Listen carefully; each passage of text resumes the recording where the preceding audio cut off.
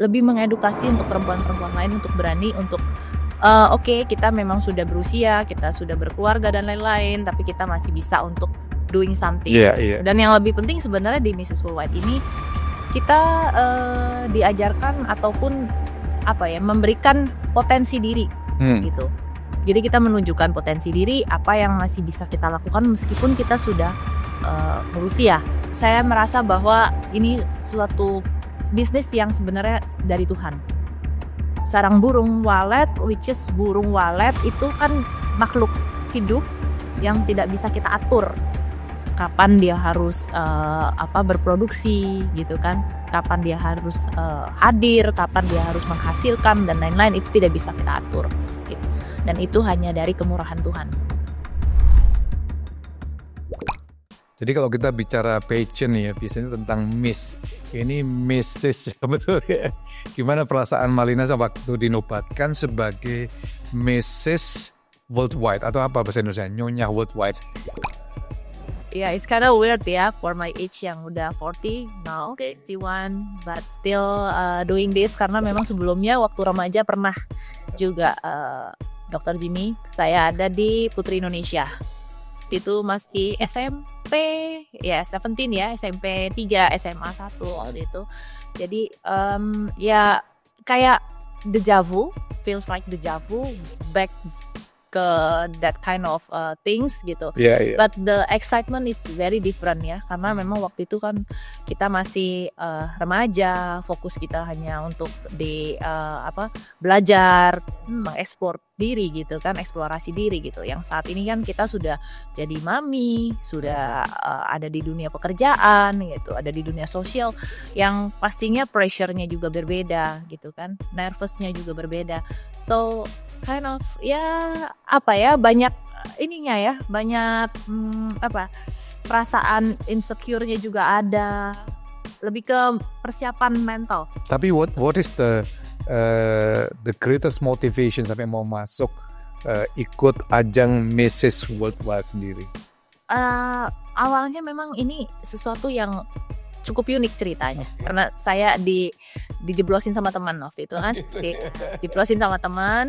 Dan I don't know, karena waktu itu benar-benar saya posisi lagi di Hawaii. Saya lagi ikut seminar di East West Center Hawaii untuk perempuan-perempuan yang mau mulai startup bisnis dan lain-lain. Kita ada seminar itu, dan all of a sudden I got the email yang menerangkan bahwa saya terpilih sebagai salah satu waktu itu masih peserta gitu kan, terpilih karena kan ini dari seluruh Indonesia. Jadi saya terpilih, kemudian akan ada wawancara. Nah, singkat cerita, saya bilang saya posisi lagi tidak ada di Indonesia. If you will mau nunggu gitu ya, you will wait for me, maybe after saya balik dari Hawaii saya baru bisa datang gitu kan. Oke, nggak apa-apa, kita di schedule untuk interviewnya, and so on. Saat itu saya tiba, langsung saya ikut di wawancara itu, saya scheduled, and then after that mulai ikutin satu persatu untuk acaranya mereka, sampai akhirnya pada saat wawancara itu langsung diputuskan, oke, you are the one of the finalists gitu, dari 20 finalis yang akhirnya terkumpul untuk di ajang ini, karena ini kan first in Indonesia. Gitu ya. Untuk Mrs. Dunia udah sering ini. Dunia sudah. Indonesia just participate on 2022. Gitu. Dan akhirnya dari 20 finalis ya, puji Tuhan bisa sampai juga di ke-1. Gitu. Jadi pada waktu telah dinobatkan sebagai Mrs. Worldwide Indonesia ya? Atau Worldwide Global? Enggak? Worldwide Indonesia dulu. Worldwide Indonesia ya. Lalu apa? What is the role that you have to take on? As a Mrs. Worldwide Indonesia, pastinya kita nanti akan banyak berkontribusi khususnya untuk perempuan Indonesia dan empowering women in Indonesia. Jadi meskipun kita sudah ibu-ibu, masih diharapkan nih kontribusinya gitu. Yang selama ini kan mungkin yang remaja ya, untuk mengedukasi teman-teman remaja lainnya, terus membawa diri sebagai wanita Indonesia yang nantinya itu seperti apa gitu. Tapi kalau untuk udah jadi Mrs. ini kan beda ya, role-nya berarti lebih yang ke sosialnya itu yang ke ekstrim gitu ya, seperti mungkin kekerasan dalam rumah tangga gitu kan, terus education for child gitu kan. lalu untuk membuat dampak pada sosial gitu. Nah, setelah kemenangan itu memang saya dilanjutkan untuk terbang ke Singapura untuk ikut lomba lagi. Gitu. Yes. Oh, oke. Ikut lomba Mewakili Indonesia. Mewakili Indonesia dengan berkompetisi dengan 46 negara waktu itu. I see. The whole world, ya. Jadi apa Mrs. Worldwide International. International, oke. Iya. Jadi dari Mrs. Worldwide Indonesia terbang lagi ke Singapura itu untuk ikutin yang international gitu. Masuk nomor? Saya menang di runner up 3. Runner up 3, wow. Iya, puji Tuhan. Ya lumayan lah ya. Iya. Menang di situ. And subtitle queen gitu. Jadi Okay. nggak hanya di juara 1, 2, 3 runner up gitu, tapi kita juga punya subtitle queen. Di mana subtitle queen itu dinilai dari day one waktu kita datang ke sana, udah mulai penilaian. Ini perempuan ini kira-kira cocoknya dikasih Nobel apa gitu. Jadi waktu itu saya dapatnya woman empowerment ya. Jadi Queen of Empowerment Ladies waktu itu. Lady of Empowerment ya. Ya, Lady Wow. of Empowerment. Jadi waktu Lady of Empowerment itu kontribusi sosial apa yang pernah dilakukan ya, Malin? Waktu itu kita sempat seperti ke panti asuhan, Oke. ya, yang ada di sana. Jadi beberapa kegiatan sosial juga gitu. Terus juga dinilai dari kita kan buat apa ya? Kayak buat presentasi, terus kita buat workshop gitu ya.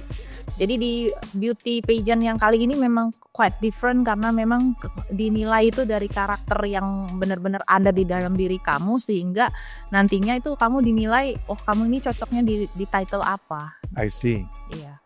So mostly dalam bidang social, selain ke panti-panti sosial, what is the involvement with the role of the woman sendiri dengan masyarakat di Indonesia sendiri? Kalau di Indonesia kemarin kebetulan kita ini di dalam MISIS ya, di dalam MISIS ya. Kalau di dalam MISIS ini kita kemarin bekerja sama dengan Kementerian Pemberdayaan Perempuan dan Anak gitu.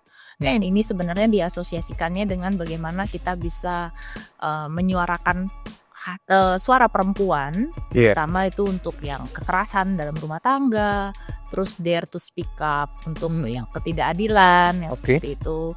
Terus untuk dari segi impact sosialnya juga memberdayakan, bagaimana cara kita untuk bisa mengajarkan untuk memberdayakan para perempuan untuk can do something, maybe UMKM side gitu ya. I see.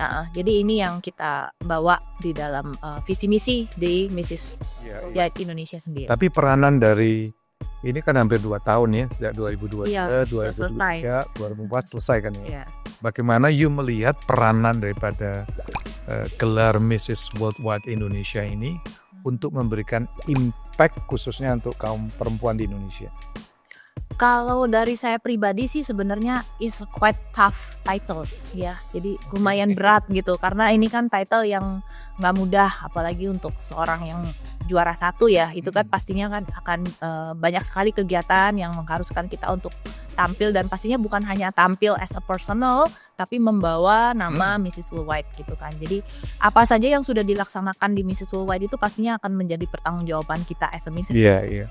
Dan kita membangun juga sisterhood di situ. Sisterhood, jadi yes, sisterhood dalam artian dari ke seluruh finalis itu yang kemarin 20 orang itu ya kita masih ya terus melanjutkan apa yang waktu itu menjadi kegiatan kita gitu kan.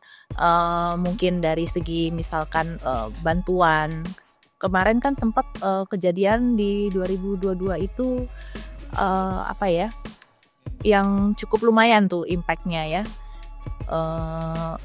Daerah mana yang kena longsor parah gitu ya. Nah itu juga kita ke sana gitu waktu itu, ada memberikan bantuan. Terus selebihnya juga lebih mengedukasi untuk perempuan-perempuan lain untuk berani untuk oke, kita memang sudah berusia, kita sudah berkeluarga dan lain-lain, tapi kita masih bisa untuk doing something. Dan yang lebih penting sebenarnya di Mrs. Worldwide ini kita diajarkan ataupun apa ya, memberikan potensi diri gitu. Jadi kita menunjukkan potensi diri, apa yang masih bisa kita lakukan meskipun kita sudah berusia. Ya kalau kita bicara tentang passion ya, lalu ada Miss Worldwide. Bayangan kita udah ibu rumah tangga, mungkin role-nya dikembalikan mungkin ya. Ya udah banyak kerja sebagai professional atau business owner, back to the conventional role lah ya, ibu rumah tangga aja. Tapi saya lihat you mengembangkan jiwa entrepreneur tuh. Gimana ceritanya ya? Iya. Dari Mrs. Worldwide, passion, sampai business entrepreneur sendiri. Pastinya di dalam entrepreneurs bisnis saya ini, saya melihat bahwa kita bukan hanya memberikan suatu impact buat perusahaan kita, tapi we have to do something yang bisa berimpact untuk sosial. Itu yang pasti. Karena bisnis saya ini tergolong unik, bisnis yang unik karena kita mengandalkan alam. Jadi ini kekuatan alam, kekuatan Tuhan gitu. That's why I call it heavenliness. Wow. Karena it's from heaven and then nest ya. Jadi sarangnya surga gitu. Dan ini terbuat dari sarang burung walet juga gitu kan. Minuman yang saya olah dari bahan dasarnya juga sarang burung walet kering gitu kan, yang kita homemade industry yang benar-benar from small. Saya starting dari UMKM biasa gitu. Yang coba diolah dengan homemade, and then kita coba distribusikan ke tempat-tempat yang sekiranya cocok dan pasarnya, marketnya ada. Ya. Jadi dari ini muncul namanya Heavenly Nest. Jadi apa itu istilahnya? Minuman sarang burung walet sebenarnya kan ya. Iya. Tapi namanya kok brandnya kok kenapa Heavenly Nest? Ya itu. Karena saya melakukan bisnis ini bukan hanya untuk saya sendiri, tapi saya ingin memberikan impact untuk masyarakat, untuk sosial, dan juga untuk negara pastinya. Dari sisi passion and then moving to entrepreneur, mengembangkan ini, apa sih misi utama daripada Heavenly Nest sendiri? Heavenly Nest sendiri yang tadi saya udah sempat sebut ya, memang kenapa saya pilih dari brand aja mungkin bisa lihat bahwa ini surga gitu kan. Aduh, kayak heaven. And saya merasa bahwa ini suatu bisnis yang sebenarnya dari Tuhan. Karena sarang burung walet ini kan bukan sarang burung walet, which is burung walet itu kan makhluk hidup yang tidak bisa kita atur. Kapan dia harus berproduksi gitu kan, kapan dia harus hadir, kapan dia harus menghasilkan dan lain-lain, itu tidak bisa kita atur gitu. Dan itu hanya dari kemurahan Tuhan yang memberikan saya jalan rezeki ataupun jalan bisnis. Dan pada akhirnya the end of the day yang saya yakini bahwa ketika saya sudah melakukan bisnis yang daripada Tuhan ini, saya harus mengembalikan itu juga kepada Tuhan. Wow. Itu sih pesan moralnya mungkin seperti itu. Iya. Ya, jadi selain back to God. Wow. Jadi selain Heavenly Nest ada apa lagi nggak? Sementara masih ini. Oke. Tapi sebenarnya dari sarang burung walet sendiri ini banyak produk turunan yang bisa kita produksi gitu. Contoh, sekarang saya sudah mulai beralih ke masker. Wow. Yes. So it's 90% bird nest ya, dan sedikit campuran untuk buatan kosmetiknya gitu kan. Karena ini masker dan ini aman untuk dikonsumsi, untuk digunakan ya untuk segala usia juga gitu kan. Jadi rupanya turunannya cukup banyak ya, dari bird nest sampai sekarang dari bird nest mask. Di minuman sekarang jadi masker. Terus kemarin kita sempat bikin juga ada satu our sister brand namanya Heavenly Blast. Ya, jadi Heavenly Blast itu ke depan kita akan bikin untuk OT, obat tradisional yang mengandung sarang burung walet. Dibuat obat, ya. Karena sebenarnya suplemen kali ya atau obat? Obat untuk paru-paru, kena asma itu bisa. Jadi kalau dari jurnal tuh banyak sekali sebenarnya kegunaan sarang burung walet ya, yang memang di Indonesia sendiri memang belum familiar gitu. Kita mencoba untuk this is a very good local products yang harus kita explore lebih dalam lagi sehingga ini bisa menjadi satu kebanggaan di Indonesia gitu. Iya. Dan melihat ini potensi 2025 sampai dengan nanti ya gitu kan, kita harus banyak belajar juga ya, bahwa apa sih yang nantinya sekiranya dibutuhkan sama masyarakat kita ataupun di masyarakat luar ya, di internasional gitu. Kira-kira mereka butuhnya apa? Kalau orang-orang sekarang kan butuhnya sehat ya, Esther gitu. Jadi mereka juga butuh sesuatu yang sehat, mereka butuh sesuatu yang alami. Semakin maju zaman, saya melihat bahwa semakin orang nyari back to the basic one, ya. Gitu kayak kita lihat mungkin sekarang orang-orang lebih suka yang essential oil gitu. Terus orang juga lebih suka masakan makanan juga healthy food gitu, yang ringan, light gitu. Jadi ya ini yang harus kita terus pelajarin. So Malin, kalau dari sisi beauty pageants, memegang gelar Mrs. World, and then moving to entrepreneurs, and then melihat Indonesia dengan keberagaman budaya sendiri yang sangat kaya, ya. How do you see Indonesia menuju Indonesia Emas 2045? We have a very big potential ya, beyond yang sebenarnya ini apa ya, kalau mau diomongin generasi kita yang sekarang ini kan sangat beruntung gitu ya. Kita punya generasi yang sangat melek dengan istilah-istilah yang sekarang ini di teknologi, di AI, saya rasa ini asal kita bisa ngerti bagaimana cara kita berkolaborasi dengan baik dengan dunia teknologi, harusnya menjadikan sesuatu yang amazing gitu. Ketimbang kita dulu yang sangat terbatas dengan apapun itu ya. Belajar kita harus benar-benar dari buku, kita harus ke perpustakaan, kita harus nyarinya luar biasa gitu, dibandingkan dengan sekarang yang belajar dengan sangat mudah gitu kan. Kalau istilah sekarang itu kan anak-anak rebahan gitu ya.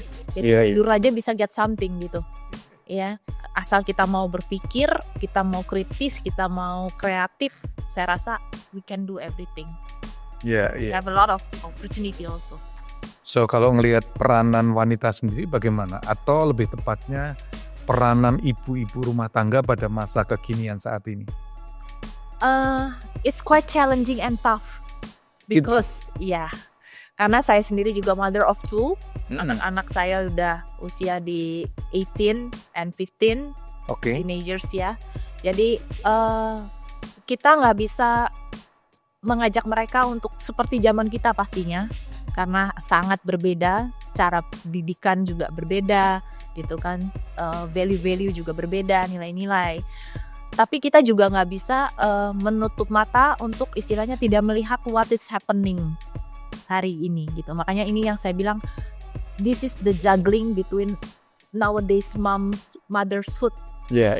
Karena di satu sisi kita tetap harus bisa gaul sama anak-anak kita, tapi di sisi lain juga kita harus tetap bisa menyelipkan value-value yang kita diajarkan oleh orang tua kita zaman dahulu gitu. Saya pikir kombinasi antara value pada zaman kita kecil dengan apa yang sekarang anak-anak kita hadapi, itu kalau bisa dikolaborasikan dengan baik, itu harusnya ya, bisa membuat anak kita jauh lebih di atas kita. Itu sih harapan saya.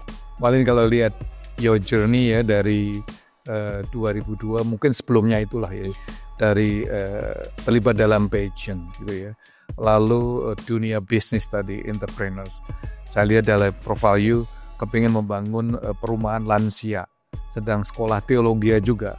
So what is your dream untuk menggabungkan semua itu sebagai mom of two, and then involved in a lot of social business yang terus berkembang ya kan, and then masih sempat sekolah, dan sekolahnya nggak tanggung-tanggung teologi, mau jadi pastor atau mau jadi apa ya? Wow, pastinya is a very long journey, Dr. Jimmy. Karena gini, kita nggak pernah tahu sebenarnya, ini menurut saya pribadi ya, kita nggak pernah tahu sebenarnya hari ini itu kita siapa dan kita mau jadi apa. Kita nggak pernah tahu. Kita hanya bisa memimpikan, kita hanya bisa memvisikan, ya. Punya visi, punya misi, itu pasti. But along the way, seperjalanan hidup saya, everything itu sifatnya tidak ada yang selalu mulus gitu ya. Di dalam perjalanan ada A, ini ada B, ada C.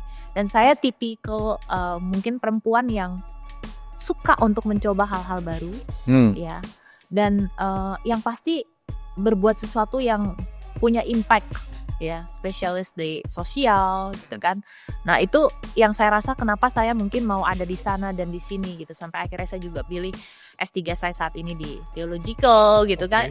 Maybe one day karena saya udah jiwanya di entrepreneurs, jiwanya di empowering gitu kan. Dan sekarang saya ngambil di leadership gitu kan. Nah ini kan kombinasi ya, kombinasi yang harus saya atur. It's like life is like a puzzle menurut saya. Banyak sekali gitu dinamikanya. Ini mungkin ininya di mana gitu kan. Tapi kan satu hal gitu. Nantinya puzzle ini akan kita susun rapi. Ini tabungan kita masa tua gitu. Saya menilai bahwa ini seperti puzzle yang sedang kita susun along the way. Mungkin kadang-kadang salah letak, ya. Mungkin ada yang kurang pas atau bagaimanapun. Tapi pada akhirnya nanti kita akan mencapai di satu puzzle yang indah. Dari semuanya sebenarnya above all tuh cuma satu sih, ke Tuhan aja sih. Wow. Ya, apa yang kita lakukan saat ini sebenarnya bagaimana kita bisa berdampak bukan buat diri kita sendiri tapi buat masyarakat, tapi yang paling utama tuh buat Tuhan. Mungkin itu karena jadi saya ambil di teologi kali juga. Karena whatever kita doing in this world gitu ya, mau sehebat apapun, mau bagaimanapun itu baliknya lagi nanti ke Tuhan kok. Kita hidup paling sebentar gitu. Jadi ini malahan arahnya ke spirituals ya. Gitu. Karena mungkin ya even though I'm already 40, only 40 maybe. Tapi mungkin pemikiran saya lebih yang ke sana sih. You do now is actually untuk tabungan kamu nanti di surga. Jadi memang nggak banyak lah ya. Nggak banyak orang yang masuk di dalam dunia keputrian atau pageant and then involved di dalam UMKM yang terus berkembang. You kembangkan and then mengambil sekolah spiritual, put the puzzle of leadership. Mungkin you bisa memberikan nggak what is the value yang Marlene pegang yang you bisa empower another women in this country? Kalau mau dibilang empower, so many things ya. Tapi semuanya gini, balik lagi semua dimulai dari diri sendiri. Ya, bagaimana kita punya rasa kepercayaan diri itu paling penting. Ya, apalagi sekarang ini isu mental health juga banyak gitu kan. Bagaimana kita bisa mempositioningkan diri kita dan kita punya cita-cita apa untuk diri kita sendiri gitu. Kalau diomong cita-cita pasti kan banyak nih. Oh, saya A, saya pengen B, saya pengen bangun A, pengen bangun B gitu. Tapi arah yang kesananya itu ada nggak gitu? Karena for journey itu pasti starting from little small steps gitu. Tapi kalau stepsnya aja nggak berani diinjak atau stepsnya aja nggak berani dilangkah gitu, kita nggak pernah sampai gitu. Dan pastinya itu semua proses gitu. Jadi saya selalu nulis kalau di Instagram juga gitu ya, proses. Kadang orang tanya, apa sih maksudmu proses gitu? Ya saya bilang every little step itu pasti ada proses. Jatuh, bangun, bangkit lagi. Jatuh, bangun, bangkit lagi. Either then you are only sitting down in your comfort zone. Aja sih.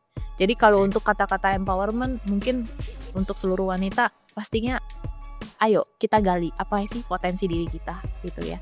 Satu, dan kita punya tujuan yang jelas kita mau apa. Kan? Dan balik lagi juga ke spiritual juga sih, lebih yang apa yang mau kita berikan pada saat kita hidup ini, ya kan? Sampai nanti pada saat kita nggak ada itu kita diingat sebagai apa? Wow. Jadi kalau you ngelihat kehidupan masyarakat wanita di Indonesia, how do you see women in this country sendiri? Women in this country actually ya itu ya masih ya to be honest mereka masih banyak yang nggak pede gitu ya. Ya especially kalau kita ngomong di beauty pageant gitu ya, itu banyak yang nggak pede dan they don't even know who they are. Kasian sekali sih gitu. Jadi dalam artian kok sendiri nggak ngerti maunya apa gitu.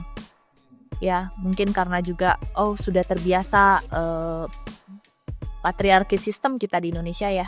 Jadi melihat perempuan juga dinilainya kecil, ya, not valuable gitu kan. Jadi sudah terbiasa untuk istilahnya, ya udahlah gini aja gitu. Kayaknya, wah I cannot do anything gini-gini. Di sini saya cuma mau nunjukin bahwa I make impact untuk sosial dalam artian people can see me, okay, I'm as this, in the same time I'm as this, and in the other time I'm as this gitu. So kalau aku bisa, pasti yang lain juga bisa. Gitu aja sih. As simple as that. Karena kita mau ngasih lectures apapun, mau kasih empowering apapun, kalau kitanya sendiri yang gagal, orang nggak akan lihat kan. Action speaks louder than words. Yep. Yes. So what I'm doing now, actually ya, aku coba dari diriku sendiri, aku jalanin, ya, dan hopefully ini bisa menjadi empower buat yang lain, kita lain. Gitu. Wow. Jadi mungkin ada pesan atau mimpi terbesar. Seringkali mimpi itu seolah-olah hanya untuk maskulin, padahal everyone termasuk feminin, termasuk wanita juga belum mimpi. Seorang Marlene sendiri, what is your dream yang ada di hati yang you want to see 5 years from now, 10 years from now? I want to see myself in satu tempat di mana saya bisa mengajar. I have passion on teaching Jawa. Ya, itu mungkin masa tua saya ya. Selain saya mengajar, saya juga mungkin mengelola satu panti gitu kan. This is beyond sih gitu. But I think kalau saya punya keyakinan I can do this, I will do this. Hopefully that will come true. Saya pilih ngajar. To become teacher, amazing. Gak usah profesor lah ya. Yang penting kita mau coba untuk apa ya? Maksudnya kasih apa yang sudah kita laluin sih di dalam hidup saya ini gitu. And I can share gitu. Yeah. And maybe dengan cara mengajar itu saya juga jadi lebih alert, jadi nggak pikun gitu kan, karena age kan pastinya kan terus bertambah seiring dengan berjalannya waktu. Itu kan pasti kalau kita kan nggak belajar tiap hari ya hanya itu kemampuannya gitu. Tapi kalau kita tiap hari belajar itu bukan hanya on book, but people experience, people story gitu kan, sharing to each other. I think it's all a bit learning. Wow. Doctor, I don't know, do you agree with this gitu? Ya banyak orang punya passion, after all the passion, lalu entrepreneur, and then you want to see yourself 5 years, 10 years from now to be a teacher. I think something yang artinya is very clear. You want to duplicate yourself to other people, that's why you want to teach kan? Yeah. You mau mengajar dan luar biasa. So sukses senantiasa untuk seorang Marlene, Mrs. Worldwide, dan biarlah apapun yang dilakukan, God will bless you and guide you. Thank you so much for sharing this information. Thank you. Anda semuanya bisa, jangan lupa untuk mencoba Heavenly Nest-nya. I'm sure Anda akan menikmatinya.